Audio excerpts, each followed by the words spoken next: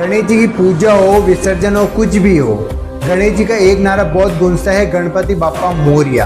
गणपति बाप्पा का मतलब तो हमें समझ में आता है, लेकिन मोरया का अर्थ क्या है और गणपति बाप्पा मोरया बोला क्यों जाता है? तो इसका अर्थ यह है कि 14वीं शताब्दी में गणेश जी भगवान का बहुत बड़ा भक्त हुआ, जिसका नाम था मौर्य शालिग्राम जी, जिसका गांव पुणे के चिंचवड़ गांव में था और उन्होंने अष्टविनायक यात्रा भी की थी। इस यात्रा के दौरान उन्होंने गोस्वामी संप्रदाय से दीक्षा भी ली, तभी से उनका नाम मौर्य गोस्वामी जी पड़ गया। और उन्होंने उस समय एक नियम भी बनाया कि मैं हर चतुर्थी को अपने गांव चिंचवड़ से मोर गांव मयूरेश्वर भगवान के दर्शन करने के लिए जाऊंगा। और उनका नियम ये लगातार चल भी रहा था। हर दिन वो जा रहे थे, अपने चतुर्थी के दिन वो अपने गांव से मोर गांव मयूरेश्वर भगवान के दर्शन करने जा रहे थे। लेकिन एक चतुर्थी के दिन वो मंदिर जाने में लेट हो चुके थे। वो मंदिर वहां पहुंचे थे, तब तक तो मंदिर के पट बंद हो चुके थे।